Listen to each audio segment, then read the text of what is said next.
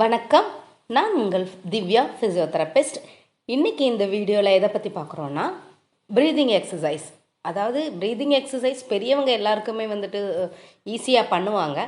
But குழந்தைகள் கிட்ட நீங்கள் மூச்சு பயிற்சி பண்ணுங்கள், இந்த மாதிரி சிட்டிங் பொசிஷன் இருங்க, இந்த மாதிரி மூச்சு இழுத்து விடுங்கன்னு சொன்னால் குழந்தைங்களுக்கு தெரியாது.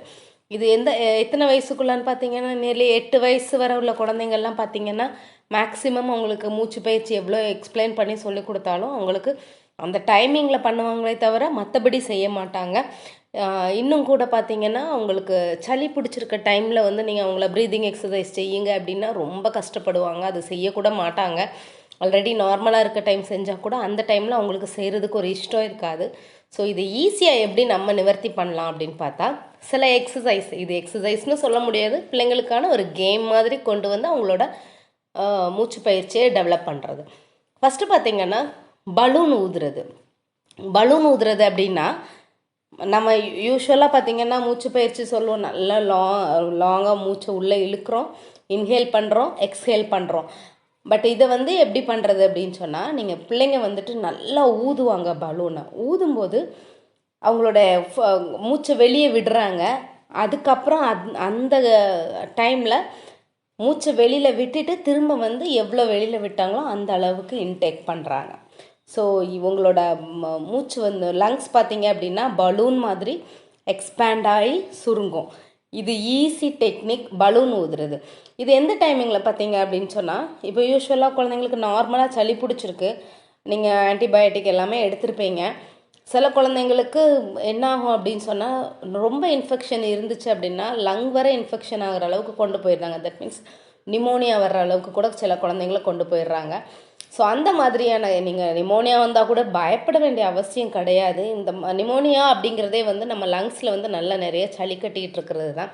ஸோ இது பண்ணும்போது ஆட்டோமேட்டிக்காக அவங்க காஃப் பண்ணுவாங்க. இங்கே பாருங்கள், பிட்ஸ் ஆஃப் பேப்பர் போட்டிருக்கிறோம், குழந்தைங்க ஊத சொல்லும்போது அந்த குழந்தைங்க ஒரு டார்கெட் வச்சுக்கோங்க. இதில் இருந்து இதுவரை நீங்கள் ஊதுங்கன்னு சொன்னீங்க அப்படின்னா வேகமாக ஊதி தள்ளும்போது நல்லா இன்ஹேல் பண்ணிக்கிட்டு இருப்பாங்க. ஸோ இன்ஹேல் பண்ண லங்ஸ் விரிவடைய சளி கொஞ்சம் கொஞ்சமாக வெளியே வர ஆரம்பிக்கும்.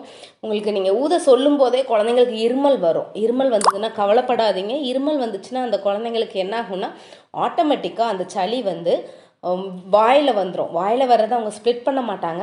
அவங்க என்ன பண்ணிவிடுவாங்கன்னா விழுங்கிடுவாங்க. விழுங்குனா கவலையே வேண்டாம், நேராக நம்ம டைஜஸ்டிவ் சிஸ்டமில் போயிட்டு அது வெளியில் போயிடும். ஸோ அதை பற்றி கவலைப்பட வேணாம். இப்போ பார்த்தீங்கன்னா இதுவும் ஒரு வகையானது தான். கேண்டில் நீங்கள் கொஞ்சம் ஃபஸ்ட்டு பக்கத்தில் வச்சுக்கோங்க, ஊதி அணைக்க சொல்லுங்கள், உடனே சந்தோஷம் வந்துடும். கொஞ்சம் டிஸ்டன்ஸ் வச்சு ஊத சொல்லுங்கள். நல்ல ஒரு ப்ரீதிங் எக்ஸசைஸாக இருக்கும். அது அந்த குழந்தைங்களுக்கு விஷுவலாக அது கிடைக்கும்போது, விஷுவல் ஃபீட்பேக்காக இருக்கும்போது இன்னும் நல்லா ஸ்பீடாக செய்யணும்னு சொல்லும்போது நல்ல ப்ரீதிங் எக்ஸசைஸாக இருக்கும். இது உங்களுக்கு அட் அ டைமில் எல்லாமே பண்ணாதீங்க, எல்லாமே கொஞ்சம் கேப் விட்டு பண்ணுங்கள். ரெகுலராக இப்போ அந்த குழந்தைங்களுக்கு சளி பிடிச்சிருக்கு அப்படின்னு சொன்னால் நல்லா ஹாட்டாக கொஞ்சம் வாட்டர் கொடுங்க. வாட்டர் கொடுத்துட்டு பிள்ளைங்களை இந்த மாதிரி நல்லா எக்ஸசைஸ், பலூன் ப்ளோ பண்ண சொல்கிறது, கேண்டில் ப்ளோ பண்ண சொல்கிறது, இந்த மாதிரி பேப்பர்ஸ் போட்டு, அப்புறம் பார்த்திங்கன்னா ஸ்ட்ரா வச்சு, ஃபஸ்ட்டு பேப்பர்ஸை சும்மா போட்டு ஊத சொல்கிறோம், இன்னொன்று ஸ்ட்ரா வச்சு. இப்போ பார்த்திங்கன்னா ஸ்ட்ரா வச்சு ஊத குழந்தைங்களுக்கு நல்லா, அதாவது உள்ளே இன்டேக் பண்ணுற ஆக்சிஜன் லெவல் நிறையா இருக்கும், வெளியில் கொண்டு வர்றது கம்மியாக இருக்கும் ஸ்ட்ரா வழியாங்கும்போது. ஸோ இந்த மாதிரி ஊதி கொண்டு வர சொல்லும்போது குழந்தைங்களுக்கு நல்ல எக்ஸசைஸாக இருக்கும். இவ்வளோ தான் நீங்கள் எக்ஸசைஸ்னு. நீங்கள் இதுக்குன்னு குழந்தைங்களுக்கு சளி இருக்குது, ஒன்றுமே மூச்சு விட முடியலன்னு பயப்பட வேண்டிய அவசியமே கிடையாது. நல்ல ஈஸி டெக்னிக்கில் நீங்கள் பிள்ளைங்களுக்கு சளியை வெளியே கொண்டு வந்துடலாம். அவங்க ஊத நல்லாவே சளி இருமி வரும், பிரச்சனையே கிடையாது. இருமுறாங்க அப்படி சொல்லிட்டு விட்டுறாதீங்க. இது இப்போ நிமோனியா அப்படின்லாம் சொல்லிட்டாங்கன்னா பயப்பட வேணாம். நீங்கள் ஹாஸ்பிட்டலில் அட்மிட் ஆகிருந்தால் கூட இந்த மாதிரி எக்ஸசைஸை ரெகுலராக அங்கே வச்சே கொடுங்க, ஈஸியாக க்யூர் ஆகிடும். பயந்தோன்னா தான் பிரச்சனைகள் அதிகமாக இருக்கும். பயப்படாமல் இதெல்லாம் கொஞ்சம் ஃபாலோ பண்ணிங்கன்னா ஈஸியாக குழந்தைங்கள சளியிலேருந்து க்யூர் பண்ணிடலாம்.